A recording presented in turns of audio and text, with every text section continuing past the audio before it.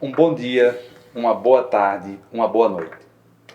A depender sempre do horário que você nos escute e acompanhe. Eu sou o Rodrigo Rosal, como já me apresentei de outras vezes. Eu sou do Departamento de Educação da UFRPE sede, vinculado ao ensino, pesquisa e ações extensionistas que dizem respeito à área de fundamentos da educação. Se você me ouve e não me vê, eu sou um homem branco, aproximadamente 1,70 m, cerca de 71 quilos. Tenho cabelos castanhos escuros com algumas mechas brancas. Não uso barba e nem uso bigode. Apesar de usar óculos, nesse momento estou sem fazer uso deles. Nesse instante, nesse dia 4/12 de 2024, eu estou trajando uma calça cinza escura e uma blusa também grafite ou cinza escuro. Como sempre faço, antes de qualquer conversa, entrevista, nesse quadro da Rádio Web, que se chama Rádio Web Entrevista, Sentidos da Formação Humana, eu agradeço fortemente a Eliezer e a Alana, porque dão corporeidade, dão presença, dão suporte humano para que a Rádio Web continue funcionando. Muito obrigado pela sua escuta. Hoje nós temos uma convidada mais do que especial, a professora Leane, que, como eu sempre faço, eu deixarei que ela mesma possa se apresentar. Professora, seja bem-vinda. Muito obrigado por estar aqui. Fique à vontade para falar um pouco de si mesma, contando um pouco para a gente sobre o seu processo de formação humana até esse momento, destacando o que lhe for mais conveniente nesse momento. Fique à vontade, a palavra está com você. Então, gostaria de agradecer por estar aqui, pelo convite. Me sinto agraciada, muito feliz de estar aqui, porque eu, como pessoa, uma professora surda, uma professora de Libras, e a gente se pergunta quem sou eu, E aí, quem é a minha formação, como se aconteceu com a minha formação humana como pessoa surda, como eu cresci, como eu estudei, como se deu realmente esse processo de formação humana. Então, a minha família, meu bisavô, ele era surdo, tinham também alguns primos surdos e tinha algumas pessoas da minha família que viam e não acreditavam no meu potencial. Eu, como pessoa surda, e por volta de 4 anos eu fui perdendo mais audição, e meus familiares foram morrendo por causa da idade, meu bisavô, por volta de 10 anos, acho que por volta dos 9, 10 anos, meus primos, também, lá em Serra Talhada, cidade onde eu nasci, fui criado, cresci, e lá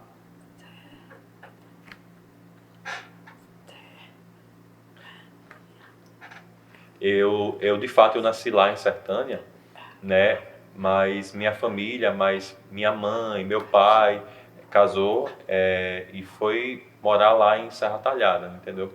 E aí, quando a primeira vez que minha irmã me percebeu que eu era surda, através do comportamento, ou a falta dele, que eu não tinha, determinados comportamentos que crianças ouvintes normalmente têm, e crianças surdas não têm. que aí a gente foi percebendo, nossa família foi percebendo que eu era surda, né? Por volta dos 3 anos eu também não falava, né? Eu balbuciava, falava algumas coisas, eu vocalizava, mas não pronunciava palavras mesmo. E aí meu sobrinho, né? Ele vinha para Recife, ia para lá e também ele via que eu era, percebeu também que eu era surda, né? Na época também. E aí também ele também chamou a ambulância, né? Porque da secretaria do hospital, porque a saúde dele, ele identificou um problema, né? E percebeu que era surdo, então naquele momento ele pensou que era importante, que era necessário, que era próprio do momento chamar uma ambulância para me atender, porque eu estava com febre também, com a saúde uma piora havia ocorrido naquele momento. E durante o período escolar eu não entendia nada, tipo, eu ficava sem entender a explicação do professor, ficava sem entender, ficava sem poder brincar na escola, eu não brincava com os colegas, ficava sentado. E foi muito difícil para mim porque não tinha essa empatia, não tinha informação, eu perdi muito tempo. E aí eu vim para Recife quando cheguei aqui, todo mundo falando na cidade, nas escolas, né? Todo mundo, eu vi o pessoal, todo mundo falando e aí eu sinalizando, né? E aí o pessoal dizendo, você é surda? Aí eu disse, eu sou surda? Não sou surda não. Você é surda sim. E aí eu comecei a aprender a Libras, a língua de sinais. E aí eu comecei a me perceber como pessoa surda. Comecei a perceber outros pares também como pessoas surdas. E aí começou aqui em Recife essa troca, esse aprendizado. Tem a rede docente lá da escola, também não sabiam Libras, né? E isso dificultava meu acesso à informação, minha aprendizagem foi bastante prejudicada por causa disso. E eu conseguia identificar algumas palavras, alguns verbos, mas eu não entendia nada de contexto. Por exemplo, eu gostava quando falava de algumas palavras, gostava, não gostava, e aí eu me comunicava dessa forma. E aí eu me mudei de novo, novamente, porque meu sobrinho faleceu e a gente não tinha verba para custear. A gente foi para Arco Verde também e a gente não tinha, na época, verba para custear, né, o cerimonial fúnebre.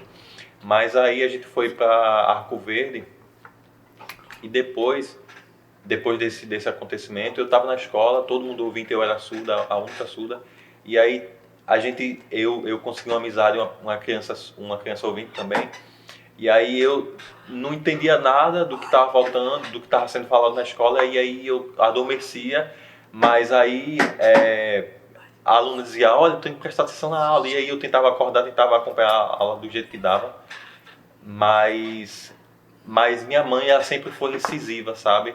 Em relação a meus estudos, em relação a me acompanhar durante a minha trajetória escolar, enquanto criança, enquanto pessoa, né, surda também.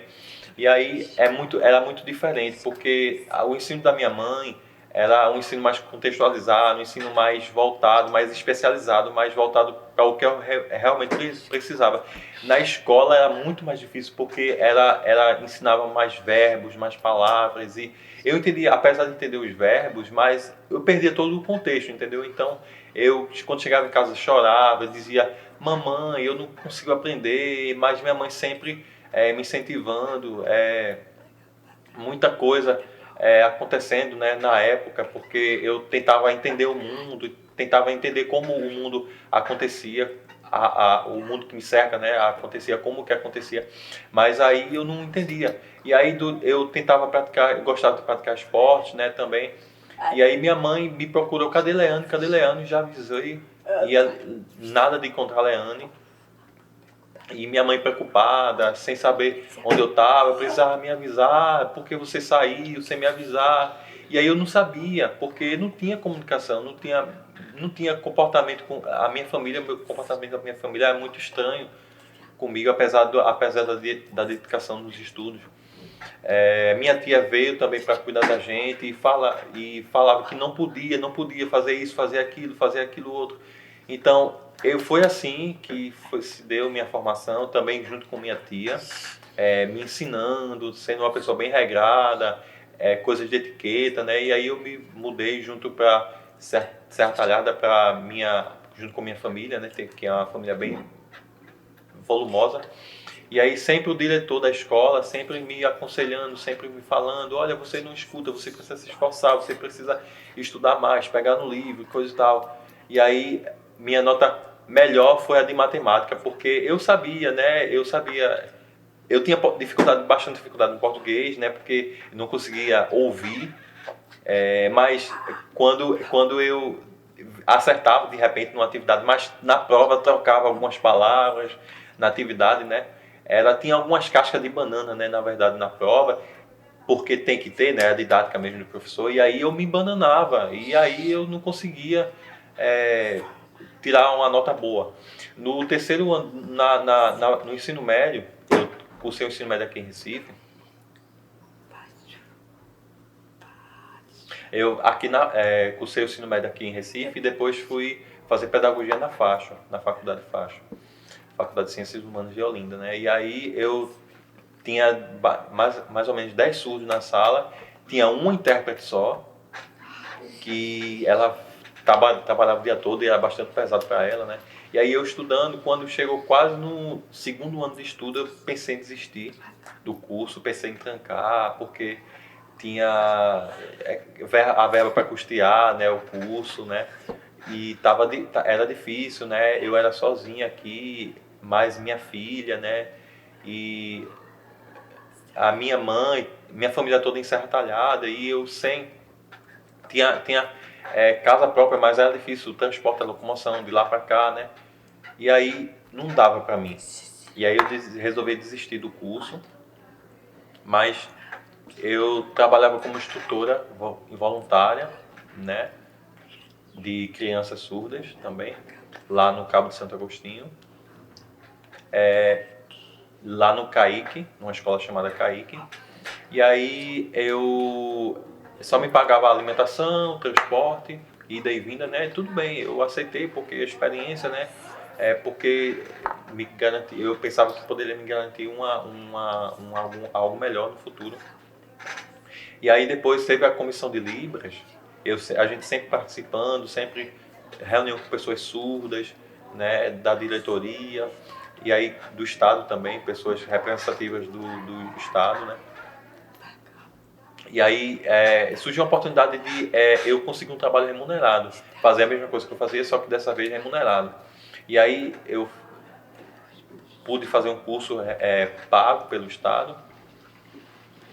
E depois eu fui para Surubim trabalhar lá.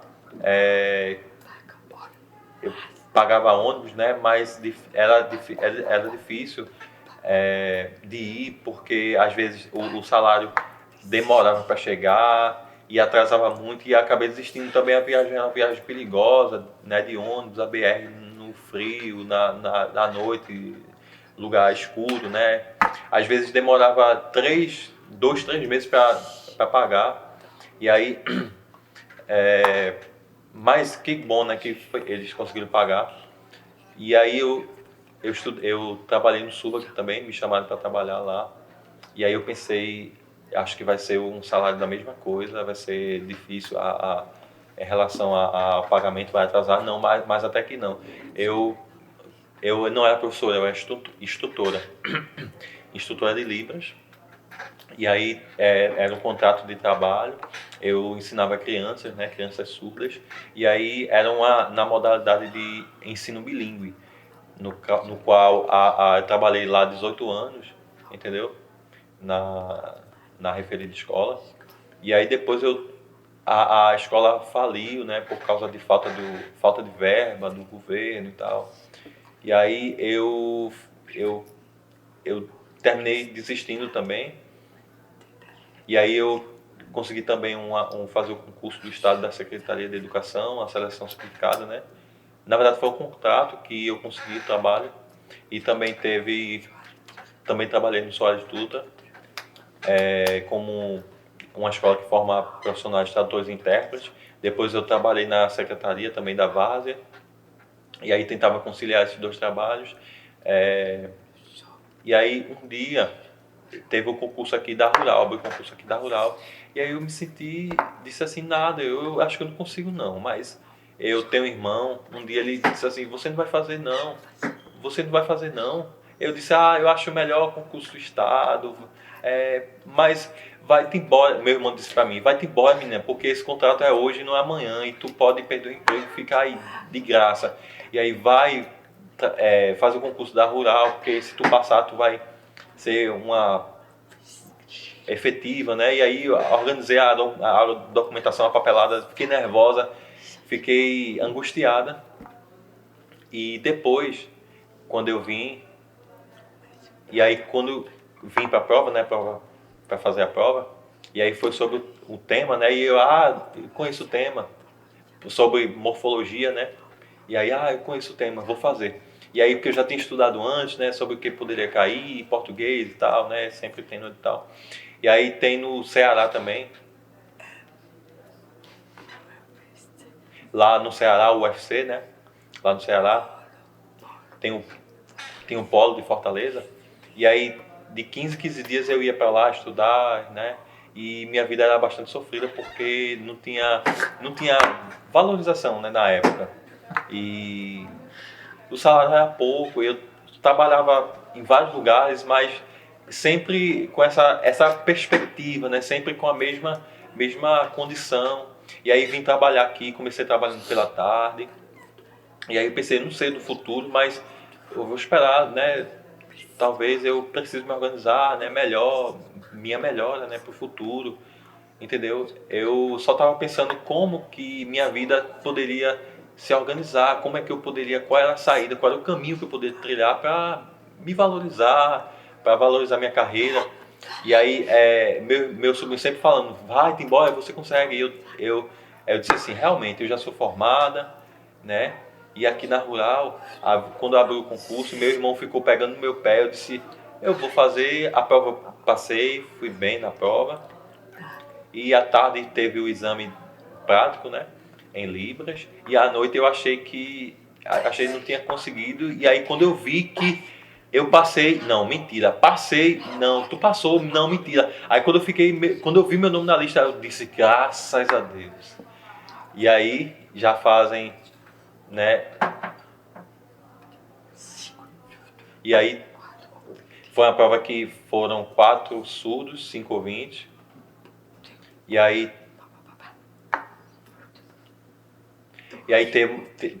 tivemos 2 ouvintes, né, e uma professora e um surdo. E aí eu fiquei eu estava pensando, né, porque ele é formado, ele é formado na Federal, ele tem mestrado, essa pessoa é ouvinte e eu só tinha graduação, entendeu? Só tinha um curso de graduação. Eu fiquei na minha, né, mas eu estava pensando, eu não vou passar não por causa desses 2 ouvintes que vão. Aí fui para casa, tudinho, né, organizando o material da aula, né, que eu tinha que organizar, estava chorando também, né, emocionada, porque eu não sabia, fiquei madrugada olhando, não sabia se ia dar certo, tudinho. E aí ele disse, falta uma, não, eu disse, falta uma, quase 13h30 da manhã, eu organizando material. E aí eu disse, não, peraí, eu não vou fazer esse slide dessa aula não vou fazer slide dessa aula não, porque é melhor eu ficar, assim, papel mesmo, né? Como nos bons tempos, né? Que a gente não usava, não tinha slide, e eu não tinha tanta intimidade com tecnologia na época para organizar a aula. E aí tudinho eu planejei minha aula no papel mesmo, né? E aí eu vi os outros colegas planejando a aula, mostrando a aula, dando sua aula no notebook, tudinho, levando notebook para a prova. E aí teve um problema, né, com tecnologia, esse problema, e aí eu disse, não, é melhor fazer do jeito que eu sei. Aí imprimi o material, tudinho. E aí o pessoal disse, uma colega disse, não, vamos embora, tava perto da minha casa, passou lá e disse assim, vamos embora, para tu não perder a hora. E aí a pessoa tinha notebook também, me ajudou. E aí, graças a Deus, né? Eu disse assim, se se eu perder essa oportunidade, não, tudo bem, depois vai aparecer outra. E aí começou, né, a sala de aula, sai um, entra um, sai um, entra um. E aí chegou os candidatos, né, se agrupando lá na fila. E aí eu disse 10 pessoas, e aí eu disse, nossa, isso tudinho, eu acho que eu não consigo não, mas vamos ver, vamos tentar aqui, vamos. E aí antes vamos começar, abra seus notebooks, organize seu slide, e aí eu disse assim, olha, eu não quero não, é melhor ficar no papel e caneta mesmo, porque já estou acostumado, já estou familiarizado, não tenho tanta familiaridade assim com tecnologia. E aí, se eu organizar, se travar, de repente, se eu não souber, eu posso esquecer de alguma coisa, pode travar e pode acabar me prejudicando. E aí, na banca, tudo bem, vai do jeito que você se preparou para estar aqui. E aí, peguei o papel, dei a cada um, eles leram, né? E aí, comecei a falar sobre a aula, e aí, falando sobre os tópicos da aula, dei minha aula, acabei. E aí, o professor olhou, a banca avaliadora perguntou 5 coisas, né? Perguntou...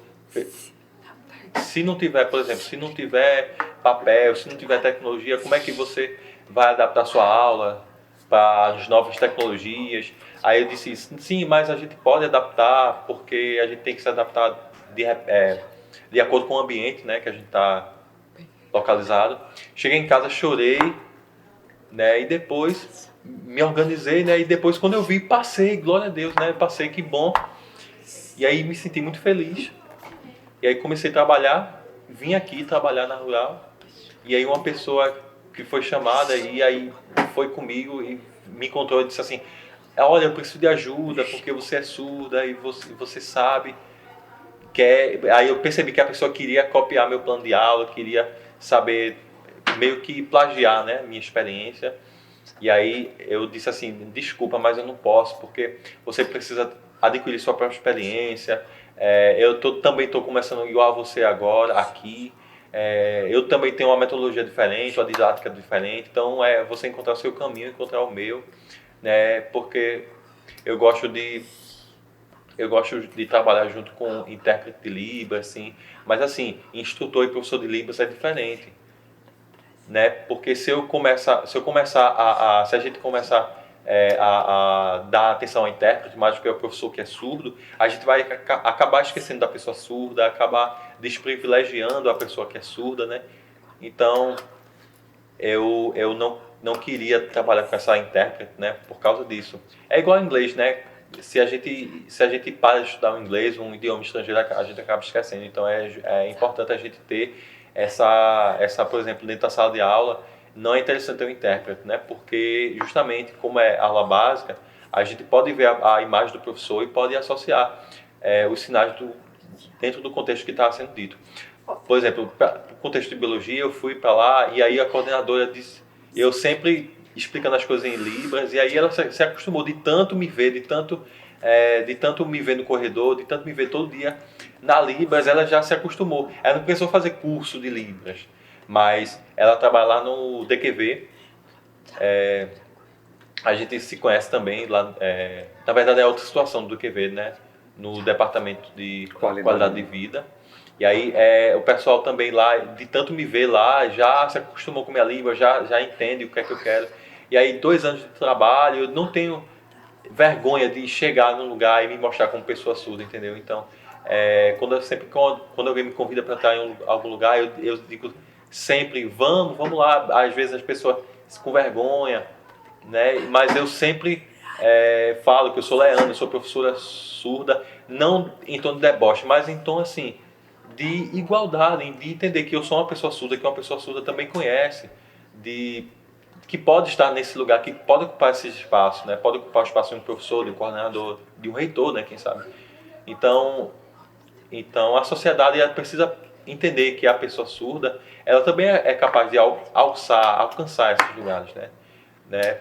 Por exemplo, quando um intérprete de Libras não pode, eu chamo. Quando ele não pode, eu vou sozinho. Por exemplo, para fisioterapia, sempre eu chamo intérprete de Libras, mas nunca pode. Eu sempre estou lá na sessão de fisioterapia. E aí é importante até para eles me verem também, saber que eu existo, saber que eu também sinto dor, também entender que eu sou humana e preciso de cuidados também.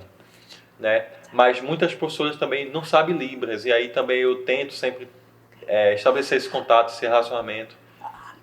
Tem alunos também que, por exemplo, que às vezes quebra o raciocínio, às vezes fica com vergonha de falar comigo, e aí já dei aula de bom dia, boa tarde, boa noite, e aí os alunos ouvintes, alguns já acabam esquecendo por causa do fato da falta de contato. Se tem um aluno que está rindo, eu não sei porque que ele está rindo, entendeu? Então, eu me sinto mal, porque é como se eu estivesse me sentindo um peixe fora d'água, entende? Porque está acontecendo alguma coisa ali, eu não sei o que está acontecendo. E aí, às vezes, eu vou para casa e penso, reflito a respeito, leio um livro, né? E aí entendo que pode ser um preconceito, uma risada, talvez durante a minha aula, rindo e olhando para mim, entendeu? Mas assim, estão rindo de mim, mas eu não entendo o que é que está sendo dito, né? Assim, eu tento não levar isso para o lado pessoal, tento ler em casa, ler um livro, entendeu? Fazer outra coisa, fazer um material didático, né? Porque às vezes sempre tem alguns traços de preconceito, né? A gente, por exemplo, no final da aula, no final do semestre, a gente dá um chocolate, pede perdão sempre, né? E assim a gente vai vivendo.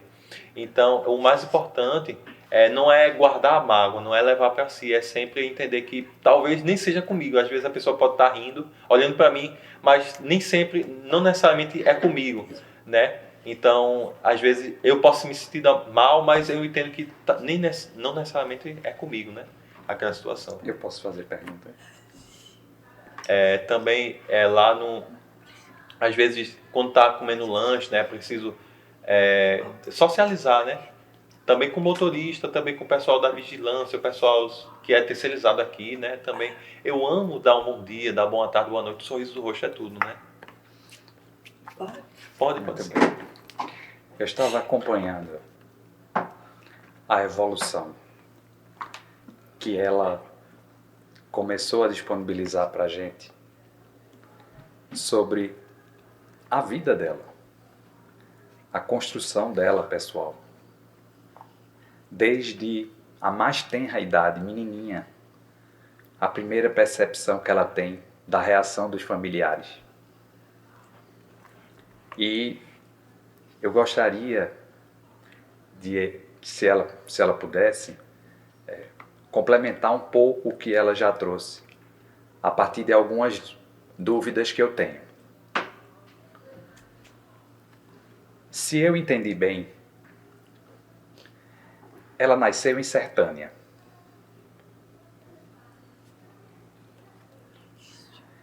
E foi morar em Serra Talhada.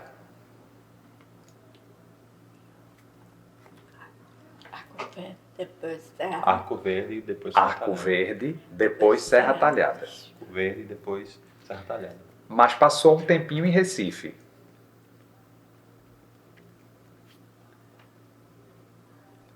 Passou. Porque, por exemplo, quando eu comecei o período escolar, eu ia estudar aqui em Recife, mas no período escolar, no recesso, eu ia para casa, entendeu? Okay. Quando eu começava a aula de novo, eu voltava para aqui, para Recife, para estudar. Muito bem. Isso era esses anos, os primeiros anos de escolarização. Ela tinha aproximadamente quantos anos? Era a idade entre criança e a fase de adolescência. Era isso? De 6 até uns 13 anos. Nessa experiência escolar, que ela já trouxe um pouquinho a gente. Havia algum profissional em alguma das escolas, em algum ano da escolarização dela, da educação básica, que entendesse um pouco de Libras?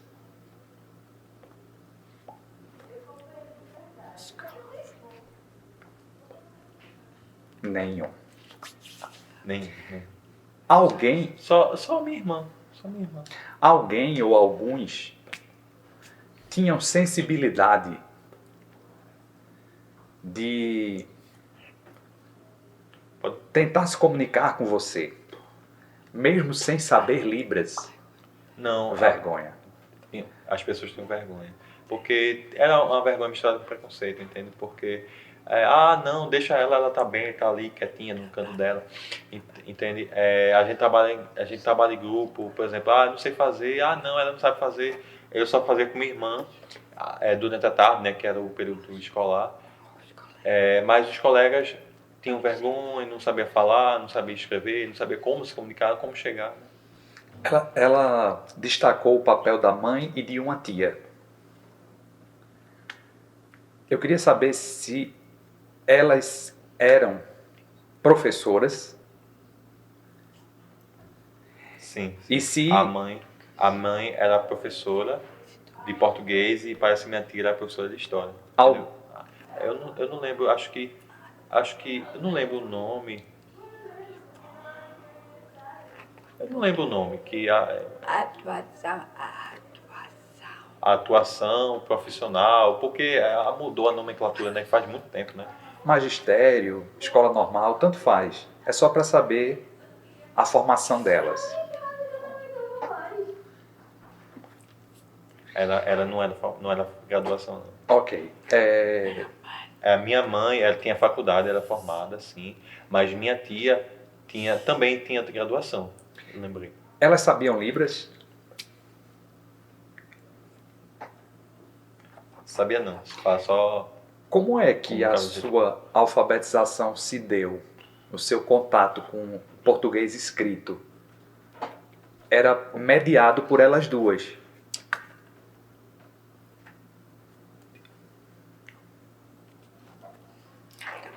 não, ela era através, porque assim, quando eu era pequena, eu oralizava pouco, entendeu? Então eu tinha essa leitura labial, tudo. Que ela ainda lê. Consigo, depende da pessoa, depende do contexto. Depende se a pessoa estiver usando barba, dificulta também, se a pessoa estiver falando rápido, dependendo também da dicção, de como a pessoa fala, né? Se a pessoa falar pausado, Ok. ajuda. Essa passagem da educação básica para a educação superior, que ela começou na Facho, depois saiu e fez Isso. outra. Eu fiz pedagogia na faixa, depois letra Libras no CLE. Ok.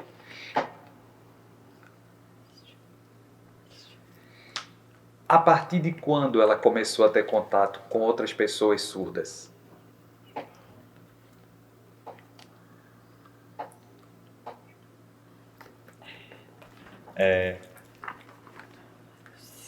Então, comecei a ter contato com outras pessoas surdas. Eu tinha contato com outras pessoas ouvintes, né? Mas quando eu era criança, na escola, sofria bastante preconceito, timidez das outras pessoas.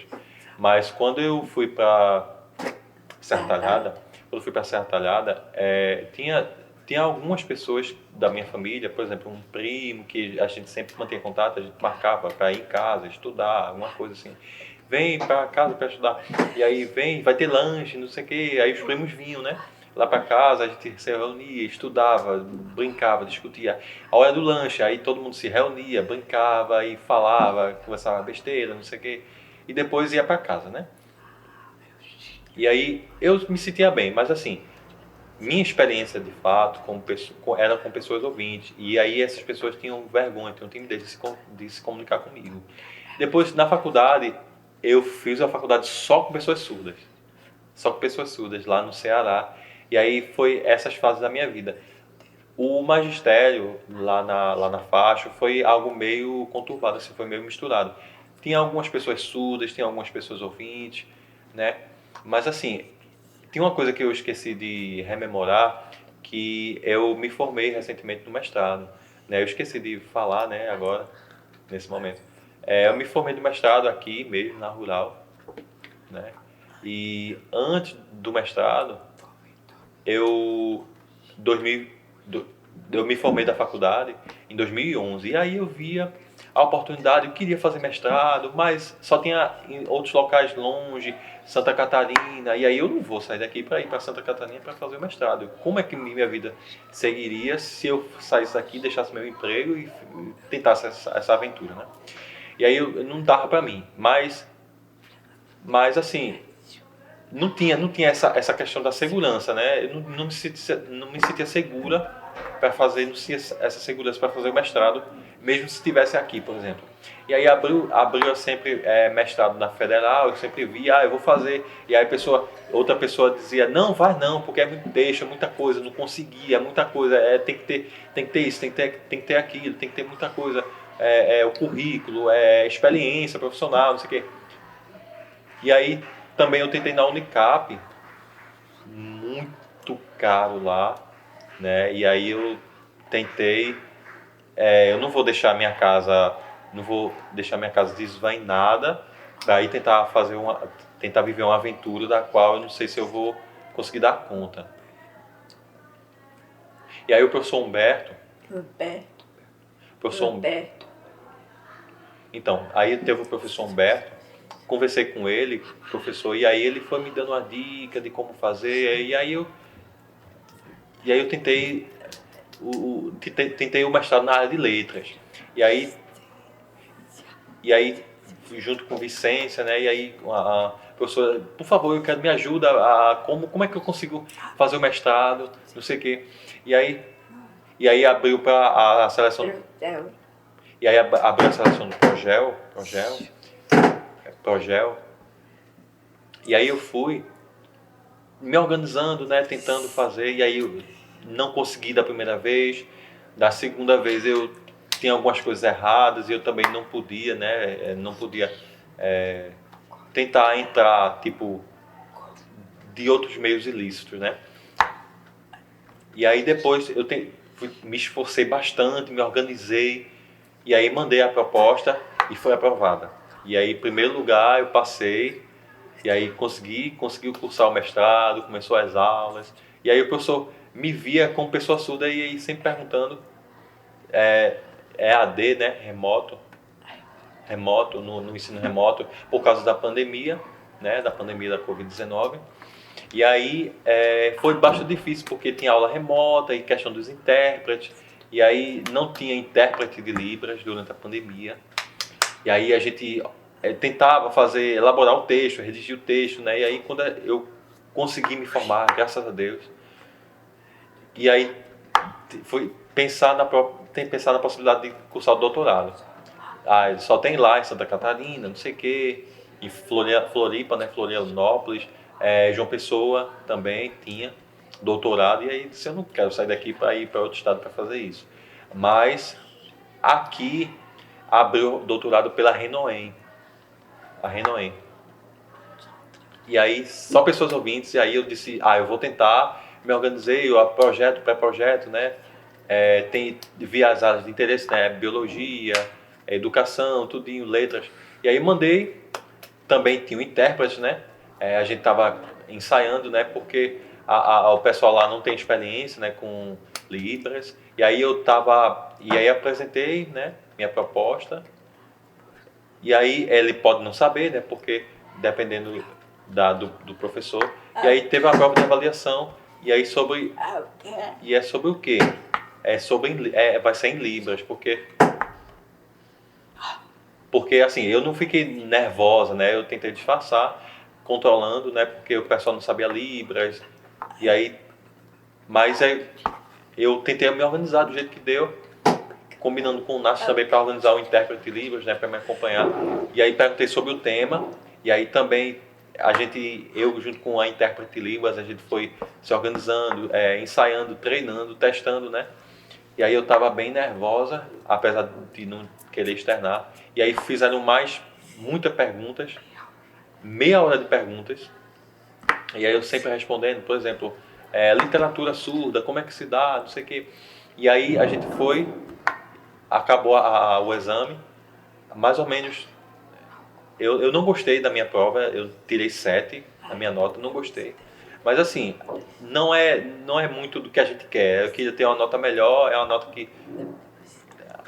nota boa, e depois foi a defesa. Arguição. A defesa e a arguição. E aí eu comecei falando tudinho. E aí minha nota foi 7,5 de nota. E depois eu dei para o meu professor ler a minha proposta, minha tese. E aí 9,5 ele teria dado na hora se ele fosse o avaliador. Mas ele não conhece a minha Libras, não teria conhecimento. E aí eu fui falar com o coordenador também, de outra área. E aí ele disse, quando você tiver aula, quando tiver aula, você vai conhecer mais sobre a professora surda, né, Leane. Mas na hora a gente conseguiu trocar essa ideia, entendeu? E aí eu criei coragem e fui. E foi isso. E é isso. Eu esqueci de essa outra parte. Excelente. Então, para ver se ficou claro para mim e para quem nos escuta, a graduação dela é em Letras Libras pela UFC.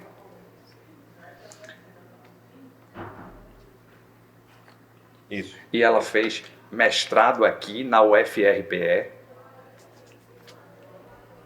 Em que linha? Ela é mestra em quê?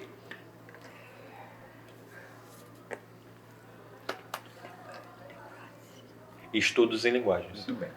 Isso foi em que ano? 2019, 2020? 2021. 2021 até 2023, nesse período. E agora ela se submeteu à seleção do doutorado. É isso? No Renoém, Rede de Ensino Nordeste. Isso. Eu conheço. Já saiu o resultado? Vê. Projeto O pré-projeto teve a nota 7. A defesa, a minha nota de defesa foi 7,5. Meu LAD foi 3,2. Mas assim, falaram que eu preciso combinar, por exemplo, o meu tema combina com biologia. Eu disse, é verdade. Eu sempre... Não é, por exemplo...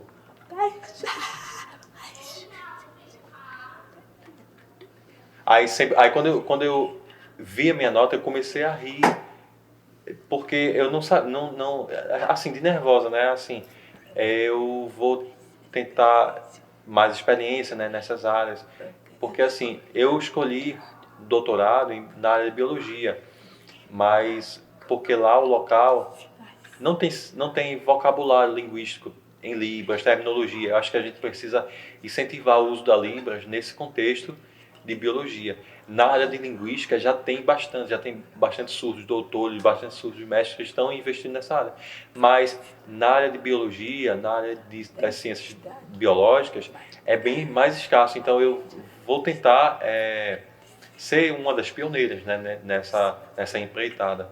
Aqui, por exemplo, aqui a gente tem sinais para várias coisas, para a área de linguística, letra Libras, morfologia, sintaxe, léxico, né, semiologia, essas coisas a gente tem, mas em biologia é bem mais escasso. Então, às vezes as pessoas perguntam, mas vai destoar da tua área de pesquisa, do que você gosta de fazer. Eu entendo, mas assim, eu olho para o futuro. Então ela consideraria, por exemplo, dialogar também para criar esse léxico, vocabulário de Libras para outras áreas, como por exemplo matemática, física, que são áreas que precisam, que ela pode desenvolver isso. E seria de grande valor. É apenas uma sugestão. Porque eu trabalho com fundamentos em todas essas licenciaturas. Como ela também trabalha Libras em todas as licenciaturas. Então, é um saber fundante. É um saber estrutural. É uma condição sem a qual não há a formação humana, no sentido amplo do termo. Então eu espero que os professores dos programas de doutorado que conhecem o seu trabalho e os que não conhecem possam ouvir essa sua fala aqui na rádio e levarem em consideração que o programa que ainda não faz isso, quem está perdendo é eles e não você. Essa é minha franca concepção. Eu estou convicto disso. Não é nenhum favor que lhe fariam. É um direito de uma educação ampla, multidimensional, e que a gente precisa. Se ela concorda com isso. Sim, claro, concordo. Uma coisa que me veio à mente, a coordenadora Carmen, do Renoem,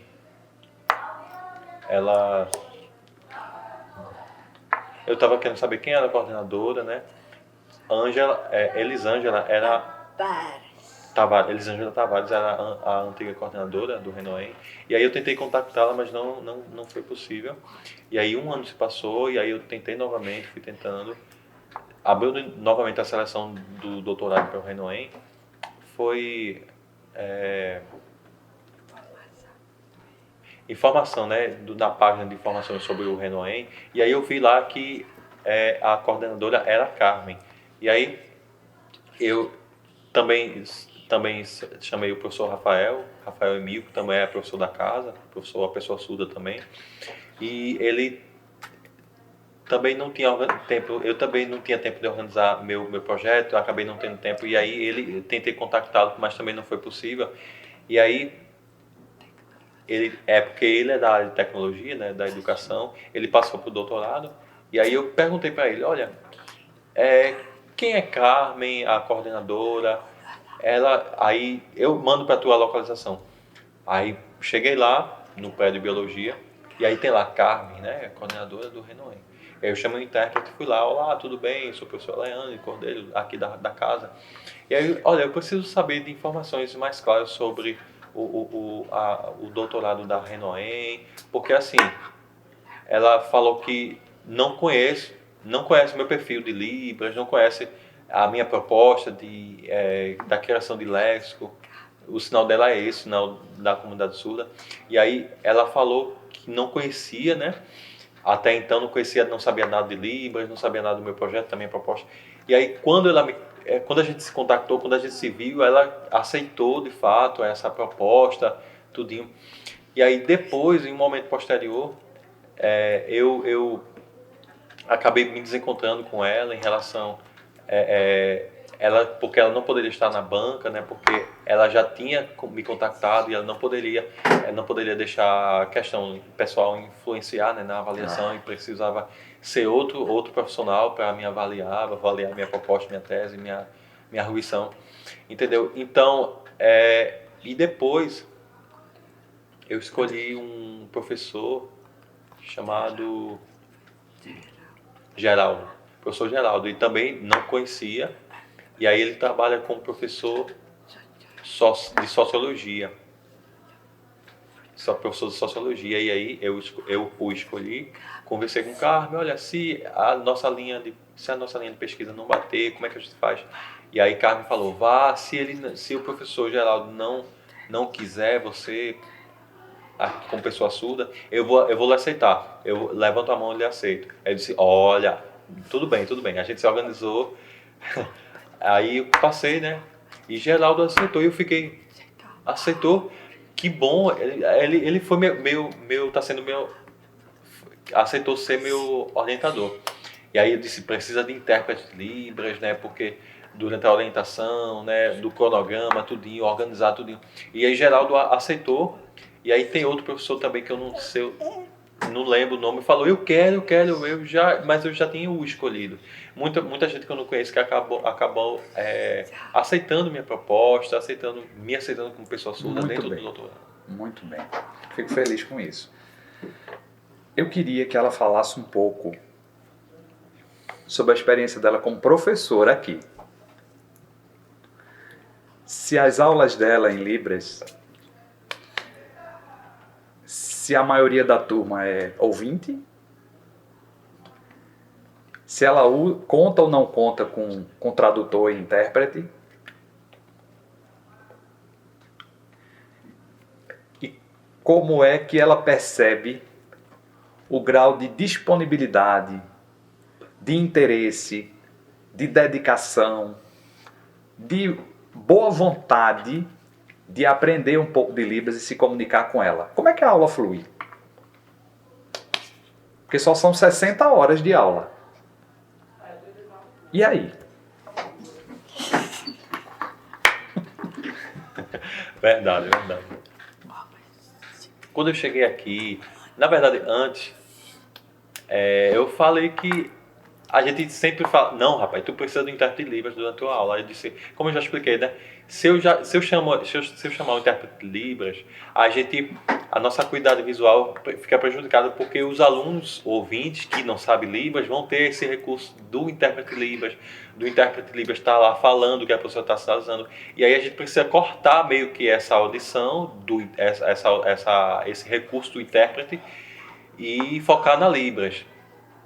E aí eu digo, oi, tudo bem com vocês? Chego na aula chamando pelo nome, escrevo na lousa o nome no quadro. Não é impossível chegar na sala de aula fazendo a datologia do nome rapidamente.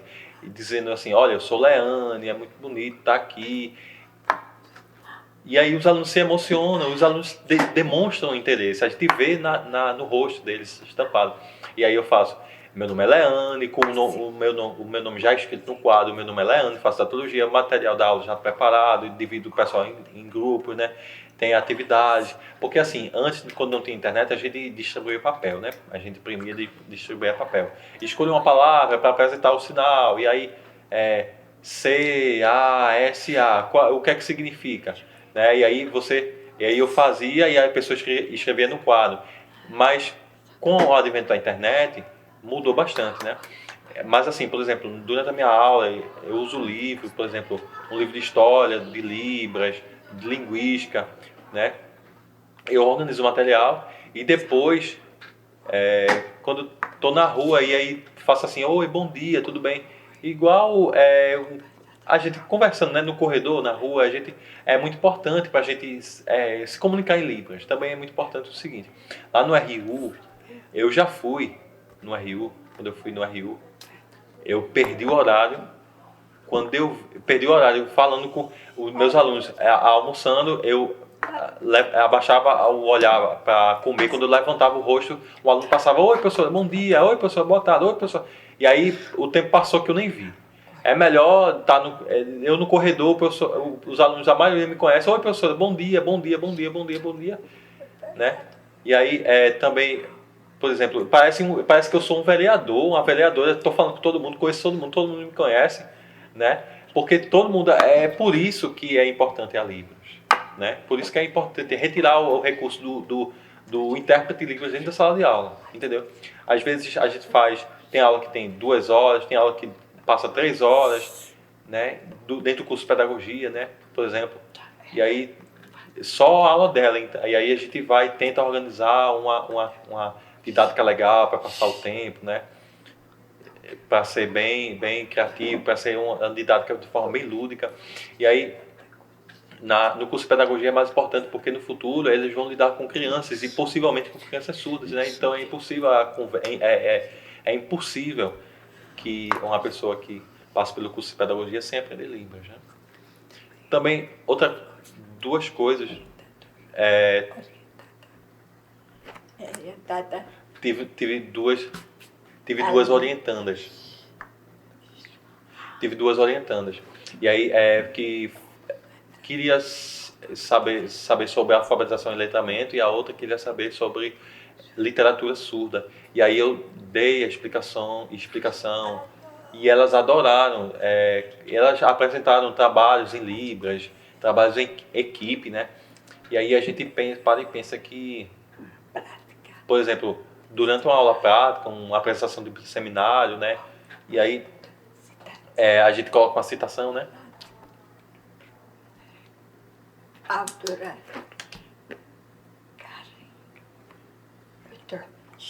Karen Strobel, né? Uma autora surda. O sinal da comunidade surda é essa. Karen Strobel, é uma citação. Aí coloquei uma citação dessa autora e aí as alunas disseram assim, não, tá errado ali. Mas eu disse assim, o mais importante é porque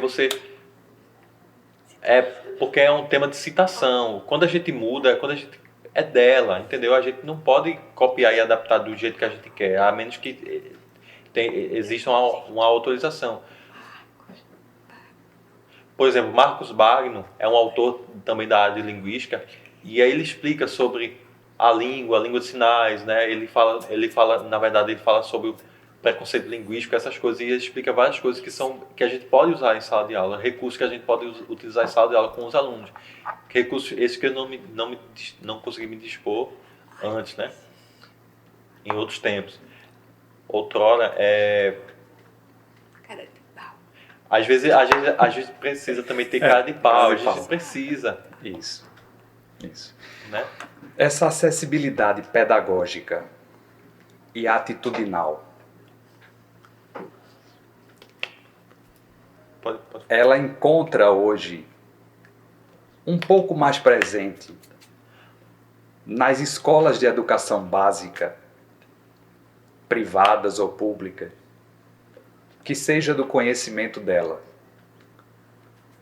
para que a Libras seja disseminada e conhecida do mesmo jeito que se estimula a aquisição de uma língua estrangeira. Como é que eu falo com um estrangeiro e não falo com um brasileiro, uma brasileira em Libras? Isso é uma questão de políticas públicas também. Como é que ela vê isso?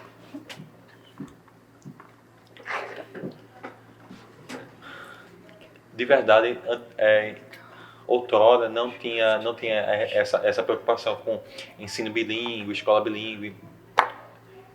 Por volta de 2019, não, 1992, já começou os estudos sobre educação bilíngue, já começou as primeiras discussões nessa área e as prefeituras começaram a dar os pontapés iniciais em relação a tudo isso aí. Lembra que eu falei sobre comunidade surda e Libras?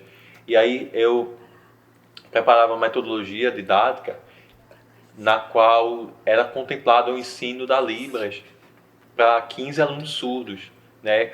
Como eu era instrutora, né, na secretaria, eu tentava planejar uma educação voltada para as crianças surdas aprenderem o seu próprio idioma, né? Nos sábados, né? Por exemplo, de segunda a sexta. E no sábado, curso de Libras, entendeu?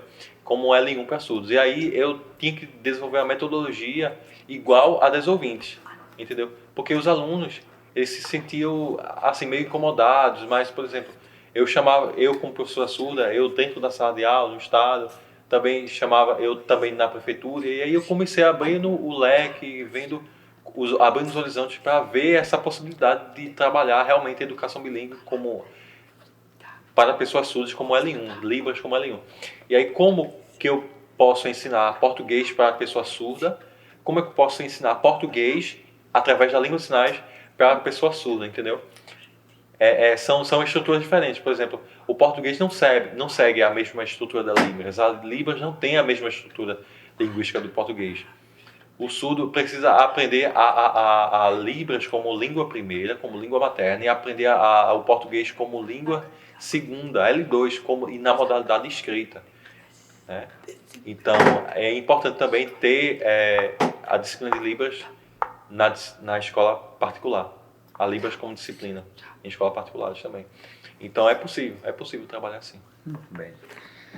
Professora, tem alguma questão, tem algum ponto que a gente ainda não tenha falado, que nesses minutos finais da nossa conversa, a senhora julgue importante destacar ou retomar? Ou a senhora já está satisfeita com tudo que disse?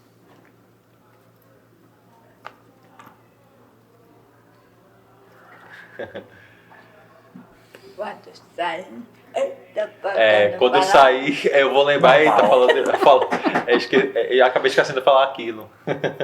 Sempre tem, né, coisas. Mas assim, eu me sinto muito bem aqui, estar aqui nesse programa, porque já me chamaram para um depoimento como pessoa surda, falar sobre a minha vida e, né, assim, como pessoa surda que eu já sofri, uma história de luta, uma história de batalha, uma história de conquista também, né, que eu passei durante a minha vida, que professores ouvintes dizem, ela é surda, coitadinha, ela não consegue, ela é surdinha, mudinha, não consegue não. Já aconteceu comigo, de uma professora, uma intérprete, fala assim pelo WhatsApp pra mim, eu vou ali. E aí a intérprete disse assim, você vai? Aí eu perguntei, por que você falou? Porque não. Você precisa explicar em português para elas aprenderem. Eu vou. E usar a conjugação do verbo, entendeu? Porque, por exemplo, intérprete de Libras geralmente tem esse costume de usar o português de surdo, dizer, por exemplo, eu ali vou, eu casa ir, falando para um surdo, né? Mas, por exemplo, a gente precisa usar o português correto para o surdo aprender. Por exemplo, se eu, por exemplo, perder o contato com o intérprete de Libras, eu também perco o contato com a comunidade surda. Então, é preciso essa troca. Eu aprendo com o intérprete também aprende comigo. E aí a gente vai, né? A gente não pode achar um que é melhor do que o outro, né? E assim a gente vai vivendo. Eu posso ter alguns erros de português, né? O ouvinte também pode ter alguns erros na Libras, e a gente vai se consertando, a gente vai se conquistando juntos, né? Por exemplo, a gente durante o WhatsApp Web, aí eu não gosto de fazer chamada de vídeo. Eu não sou muito acostumada. Tem outras pessoas surdas que amam, mas, por exemplo, acostumado com essa ferramenta, a gente acaba perdendo o uso do português. Se for algo urgente, algo que aconteceu, uma troca de informação rápida, mas se for troca de informação assim, bobagem, falar da vida alheia, né? Vamos pro shopping, vamos passear. Eu quero português, eu quero escrever também, preciso aprender, eu como pessoa surda, então minha opinião, eu sou meio chata assim, eu preciso aprender. Eu preciso correr atrás do conhecimento, então, entendeu? E é isso. Excelente. Muito obrigado mais uma vez por toda a sua entrega aqui. Agradeço também a Gustavo, como tradutor e intérprete de Libras, que mais uma vez nos apoia e participa dessa conversa. Eu espero revê-la em breve, em outros momentos.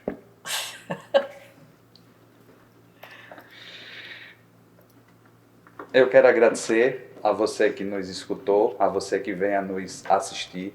A professora Leane esteve aqui hoje conosco, Gustavo como tradutor e intérprete de Libras também. Até o nosso próximo encontro. Muito obrigado.